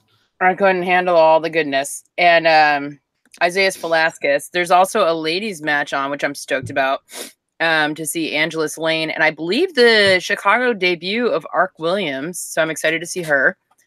It's just going to be really killer. Oh, yeah. Eye Candy, Elliot Paul. Love him. He's in a match against Barry Wright. There's, you know, the classic 6-man scramble, which is how Freelance Underground starts out every show. It's just going to be awesome. It's going to be a really good night. And it's one of those, if you want to see indie wrestling in Chicago and you want to see top-notch indie wrestling in Chicago, there are a few promotions that I would highly recommend. And one of them is Freelance Underground. 100%. So hopefully I'll be seeing all of you at Bottom Lounge this Saturday. But yeah. Love it. Yo, man, in the pen, we got a whole different meaning of 6-man scrambles. Oh God. Oh, Patrick is missing. Patrick is missing. Oh no. So Val, let me ask you this. Oh wait, Is it kind Patrick's back. I'm back. I don't know what the fuck happened. Patrick, you missed Simon's statement in regards to how Val closed her segment. Yo, Patrick, did you get lost in the ooze? No, because they do nasty things to the Usos in the Usos penitentiary. So you get lost in the pen, Pat. Yeah. Oh my! Pound man, are you looking for a pound curry? This is getting a little risque for me. Oh my god! Man, keep going though. Slay, yeah. Did anyone watch the finale of RuPaul's Drag Race? Unfortunately, no. I was in the studio smoking. Shantae, you stay. So Val, let me give you a little mini interview, okay? Yes, sir. How has the backstage corresponding going? Oh, it's gone really well. I cut some interviews after virtually every match that we had last weekend at a Freelance versus the World 4. And, you know, it was really exciting. It was hard because there was a super huge match between GPA and Kylie Rae, and that was definitely the barn burner of the night. Going into intermission, the two of them used to be so tight, and they had such good chemistry, and then shit just got weird and got sour, and now they're like Mortal Kombat enemies. Belts got involved. I mean, it was insane. And I was lucky enough to talk to both of them afterwards, and I talked to GPA, and he was just as mean as ever, which is crazy because he used to be the nicest guy on the planet. I think he just got tired of maybe like, you know, living in Kylie's shadow. I don't really know because he just keeps saying everybody will realize eventually that it's not me. And I'm like, what? But she's Smiley Kylie. She's like the nicest girl on the planet. Oh. And I tried to interview her and she couldn't even like complete a sentence. It was really hard because it was pretty devastating. She spared him and she went to like hug it out with him. And then he just turned on her all over again. It's like, dude, what the fuck with the mind games? But it was really, really good. It was exciting to get to work with some of my favorite wrestlers and talk about wrestling. So yeah. That is so dope. That's so dope. I'm glad that everything is working out well. But I was just like going through my my Twitter feed, and I saw a picture of Rich Swann, because I think he wrestled in AAW. Yeah. So he he's signed with Impact, got to keep his name. But I have to say one thing, Rich. I'm going to probably tweet this to you too. It's time to let the dreads go. It's time to let them go, my brother. Your hairline is gone. It's completely gone now. Oh, no. It's just give it up, my brother. It's okay to be bald. Look, Baron Corbin did it, you know. But yeah, what's his name? Richard Swann. Yeah, he looked great in his match tonight. I saw a little bit of Impiss wrestling tonight, and it was pretty good. I'm happy that he was able to bounce back, and him and his wife are working together in the same company and stuff like that. And yeah. Oh, this is what I meant to say. Whatever you do, for all you podcast listeners out there, please do not listen to Stone Cold's latest podcast. Do not. Enzo is on there, and it's about an hour and 20 minutes of digital sewage. Okay, you know I'm going to listen to it now. Yeah, you just straight up promoted the show. Yeah, kind of, but Black Market Ivan. I was going to call you Simon, and we're not allowed to call you Simon, so I'm going to call you Black Market Ivan. Okay, Black Market Ivan. If you do listen to a podcast, listen to 83 Weeks with Eric Bischoff, the latest one. It reminds me so much of you. Just from the 7th minute to like the 14th minute, please, as soon as we're done with this, listen to that wonderful show, Conrad Thompson. Probably one of the only white people that I really like outside of Val and Danielle. And and wait, the 7 minute to the 14 minute? Yeah, 7th minute to the 14th minute. Like when you get angry on this show, that's exactly how Conrad Thompson got angry. And it was I agree with him. I just have to let you it was a very heated debate. I thought they were gonna fight each other on that show, because Eric Bischoff is full of shit sometimes. But yeah, that's all I wanted to say. I'm high and drunk, and yeah. I will listen. Sure, are we done with the fuck? Are we done? No, actually, we actually. That's a great kinda way to spent through- close out the show. Well, we can't close it up early, Well, but we're listen. not done because I got to tell you, you should be following. It's at Freelance Underground on Twitter. Yes. That's Yes, you Freelance should. UNDRGD. And definitely at Freelance Res, because that's where a lot of the promos that I've been working on with the guys are going to end up. On the Twitters, on the Facebooks, there might be some on the Insta. But yeah, Freelance. You said that it's freelance ref. Freelance Res. Well, no, the Freelance Res was like, on last week, a couple weeks ago. Too, Juice. This is what I did. Boop! I just hit the follow button. Boop! Oh, It's yeah. done. It is done. Cool. Yeah, Freelance Res, WRES. That's the Twitter handle.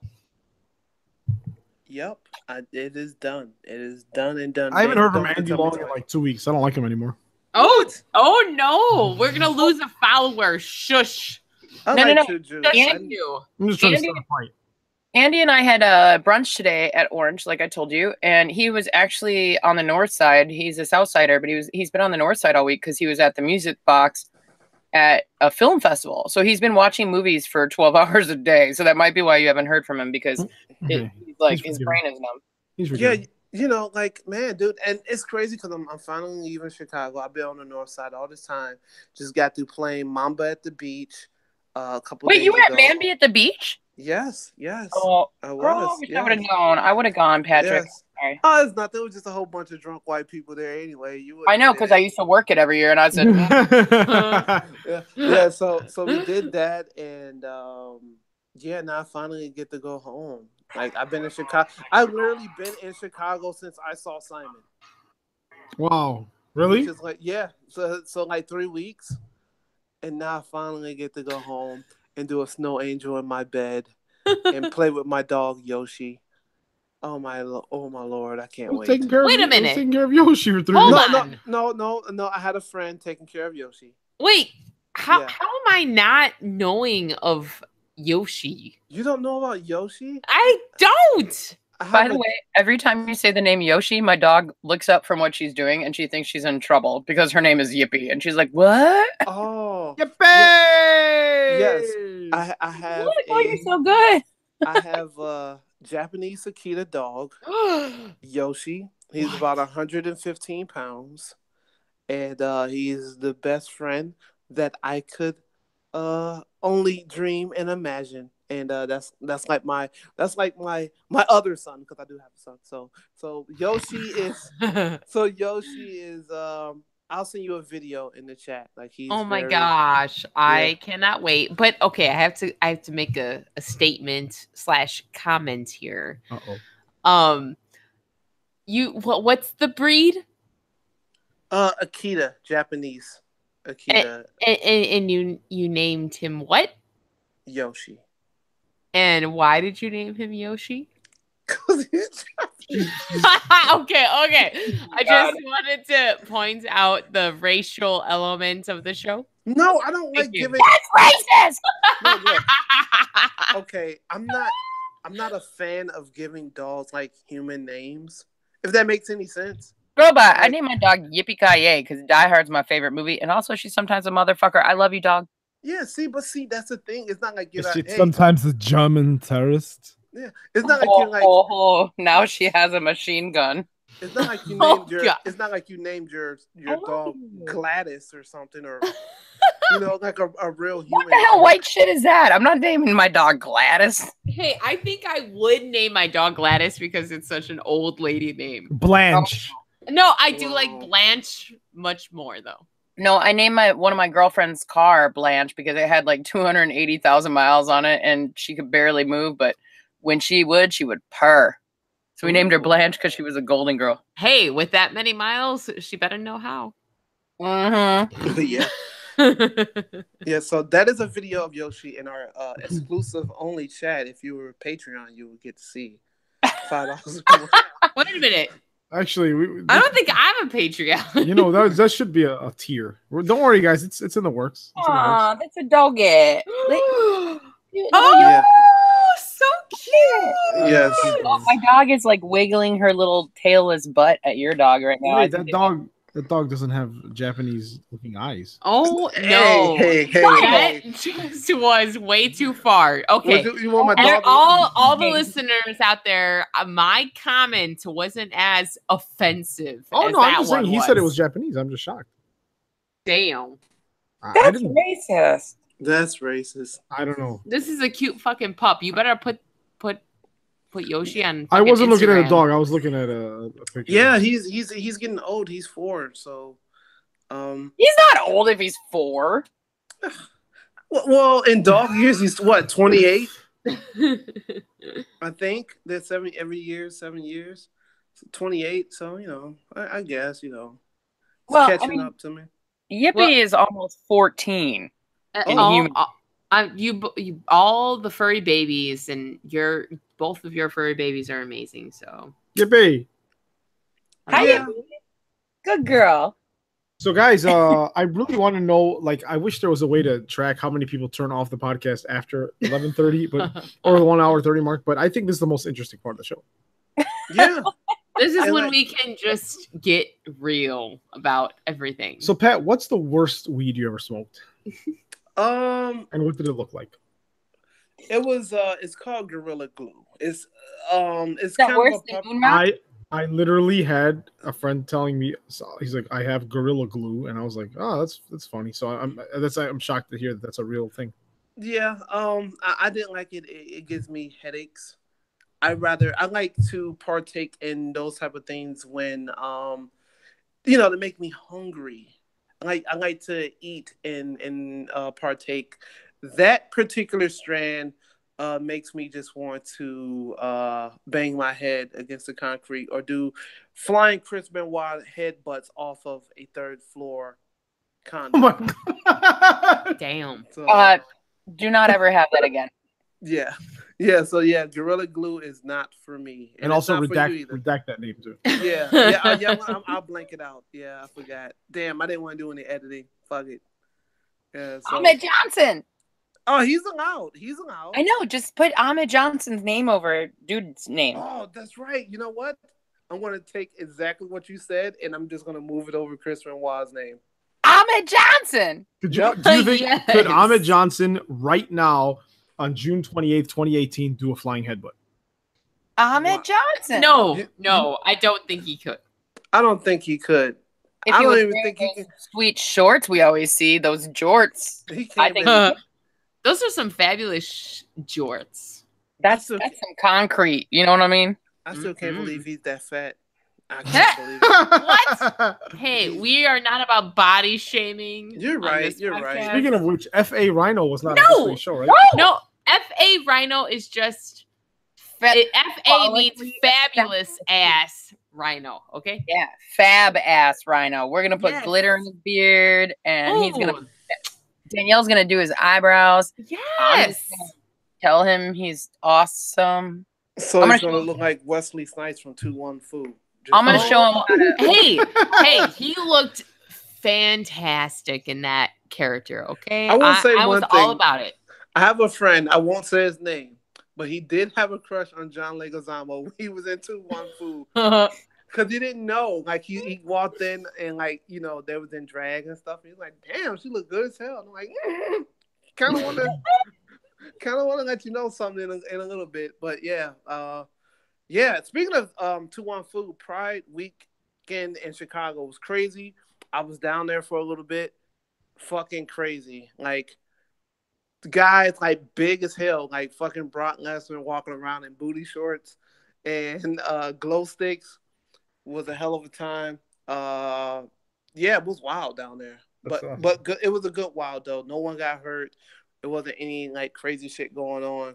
And this is like the first one I've been to in like a couple years. So it was pretty dope. It was pretty dope going out there and being with the people and smoking a lot of weed and drinking and stuff like that. And you might have seen a titty here or there too. And you did get to see some balls too if you're into that. But yeah, it was a good time. And then I went to the IHOP right there in Boys Town and got me my French toast and went back home.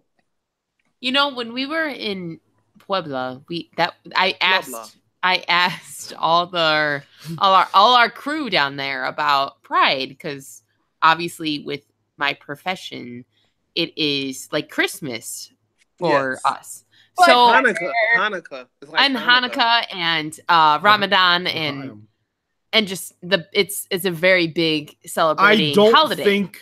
I don't think that gay pride and Ramadan go hand in hand. Well, I'm gonna say in the importance of what the company. I do like that you're being all inclusive, man, because that's how it should be. Yeah, and for the company I work for, that's what we are very we embrace and are supportive. So when we were down in Puebla, I brought it up. I was like, hey, it's Pride weekend in Chicago. Do you guys have a parade or celebrate? And it was a very blank expression. And they said it was celebrated, but we missed out on all the parties because it was celebrated, but not in the degree that I love, hope, and dream for. Well, in all fairness, like I've been going to Pride since I was a little girl because I grew up a few blocks away, and it's definitely not just about celebrating diversity and unity. It's like, let's get shit-faced on the street. Like it's very different, and a pretty strong group of people that I know that are part of the community don't even go to the parade anymore because it's just so outlandish and it's just too much. Yeah, it was wild. I'm just gonna say it was really wild. It was really wild this week. So I didn't know that people like. I think it's more commercialized now. Yeah, exactly. I would say I haven't been to a Pride parade like realistically in over 10 years. Like that's how much I've actually like. I'm usually honestly working when it's happening, so I miss it.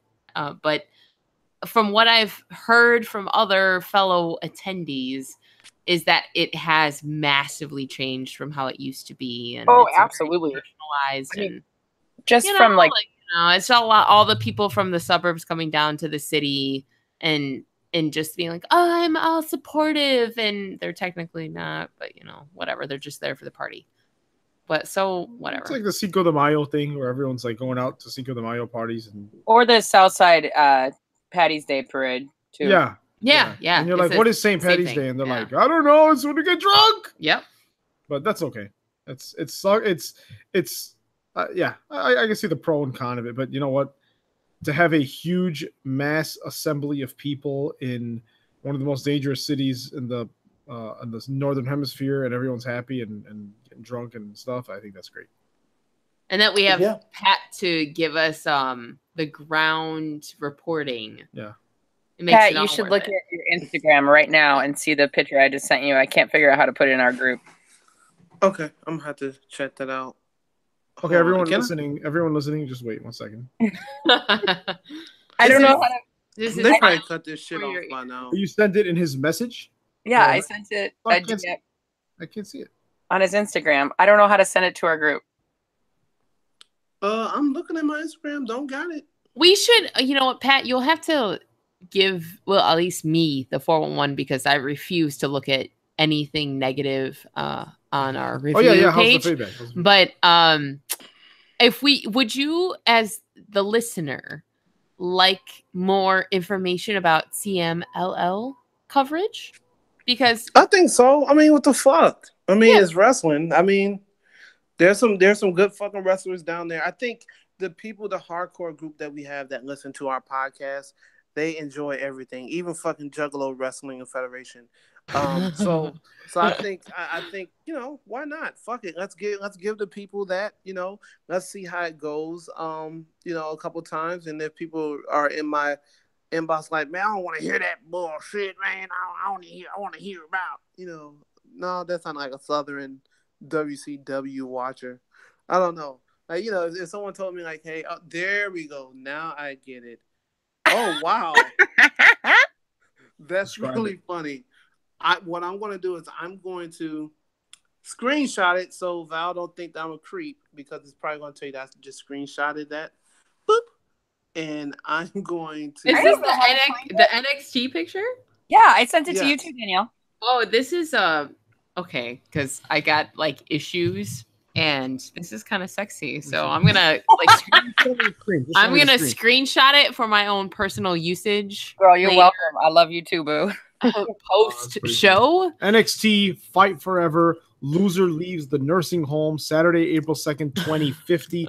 It's Tommaso Ciampa and Johnny Gargano with lots of gray hair, looking old, implying that they will never stop this feud. And I think that would be great. And you know what? I'm pretty sure that's going to be at NXT Chicago. I was just going to say, it would be definitely in the third row on the aisle, screaming, "Get it, Ciampa!" and like showing Psycho Killer signs from, 2015. Yeah. So, yeah, I guess. Wow, we ended the show pretty quick. Like we were done quick. I think it's because there's no pay-per-view this coming week for us to predict. Thank God. Holy moly! Like for real. Like there's so much information. In 2 weeks, we'll be talking about the Extreme Rules. Extreme Rules, yeah. Oh fuck! I forgot about that shit. Yeah, I can't wait for that. God. But next week we'll be talking about G1. Oh yes, which I'm very excited for. July 7th, everybody. What's gonna happen? Let's not talk about it now. We'll talk about it next week. And if anyone in San Francisco happen to have an extra ticket that they don't use for the Cow Palace, or I think it's at the Cow Palace. Yeah. Please give it to me. I will be in town, and I'm probably just gonna be outside the arena, just waiting. Can you just take a picture and get an autograph, and I'll pay you? I'm gonna see what I can do. Yeah, I gotta find out what Cracker Barrel they're gonna go to in the morning. Man, when All In happens, they definitely are gonna hit up the Crackle. What you call me, Danielle? Crackle Barrel. I can't even fucking say it. Go ahead, you because say it place sucks. I'm fangirling out, so I'm gonna have to be like that stupid fan that's like, oh my god, what'd you order? I'm gonna order the same thing. I'm gonna sit in a white rocking chair on the porch and feel like a super racist. We don't do the Cracker Barrel. We do Golden Nugget. Yes, that's right. Golden Nugget is the shit. I think I might Uber Eats me some of that tonight. We gotta message Pro Wrestling Tees because they're really in with the Young Bucks and like the whole Bullet Club crew. So they need to take their asses to the Golden Nugget and fuck Cracker Barrel, right? You know what? Yeah, I'm gonna let you do that because that seemed like a conversation that white people should have. Like, hey, damn, it won't do nothing for me. They're gonna look at me like, what the fuck this black guy talking about? No, we're not giving you a free shirt. That's probably what they're gonna do. The guy that watches wrestling. Yeah, the guy that watches right. wrestling. And probably the only person that will own an Ahmed Johnson shirt. I'm still trying to pick out my No, you're gonna only own Ahmed Johnson shorts, okay, Pat? Not a t-shirt. The shorts. The shorts, guys. Breaking news. I'm sorry, Danielle. Breaking news. We have someone in the chat room. Yeah. Asking us a question, and I like when the community gives us questions. It says, "What would be a good porn star wrestler name?" I say Braun Strowman. Val Penis isn't enough. Or Val Penis. Would it be Val Penis? This person is simply known as M on YouTube. So this is M. Braun Strowman. That's actually a good fucking name. That is a great name. Pat, I'll never forget, you coming up, when we were doing the backyard wrestling scene, and there was a big guy that was trying to look like Brock Lesnar, and you were actually doing the play-by-play back then for the show, and you're like, here comes what's just simply known as Cock Lesnar. Yeah, what the fuck? Yes, I remember that. So, Cock Lesnar is definitely a good one. Danielle, what else? That guy's probably somewhere being a dickhead. He looked like a dickhead. You know what? Now that I look back at the shit that we did, he was dressed like Pete Gas. That's true. Yeah, that's true. Like, what the fuck? That's true. No, and none of you people listening to the show would never see any of that footage. But yes, there's one YouTube video actually, but I'm not going to share it. Yeah, I know. I saw it too. It's I think it's the one I jumped off the ladder. Yes, that was it. That was the highlight. Yes. But what else? All right, we'll think about good porn star wrestler names. You know what? Yeah. Think about Shania Twain and Kevin Owens being BFF. Oh yes, so right. Yeah. I'm happy for him. Yeah. I'm trying to think of a wrestling porn star related name. See, I can't think of porn star names. I only know drag names. And the alcohol has vacated all the drag names. Yeah, say, if I was into like dominatrix, I would be Choke Hogan, I guess. Oh, Hulk Hogan. But I mean, we already said like Shinsuke Kakamura, who got bit by a dog this week. I wonder if that dog name was Robin. Yeah. I'm sorry. No English. And that's why the dog bit him. Patrick, is that what your dog says? Oh no. You know what? I wish my dog was able to talk sometimes. And maybe if I smoke some moon rock again, maybe Yoshi would talk to me.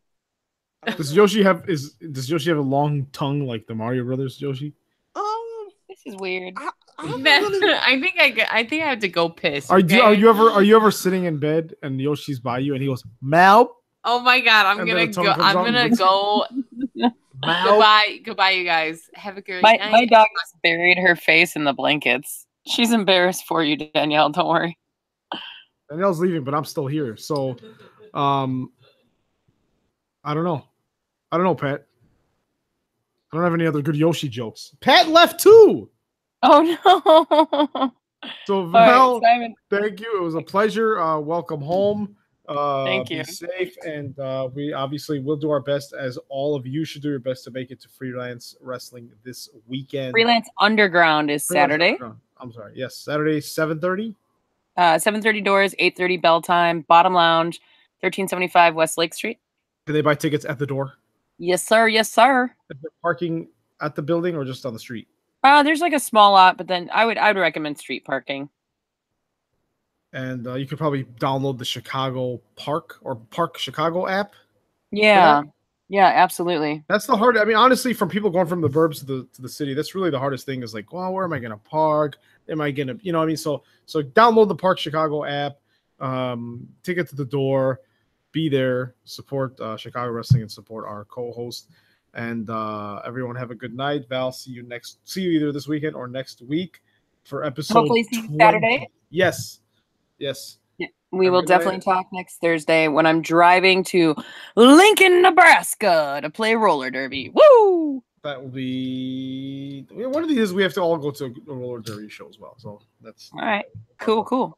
And hey, you know what? You should get one of your team on the show. Oh yeah, sure. I can do that. That'd be fun. Awesome. But all right. Have fun. Goodbye, everybody, and go to hell.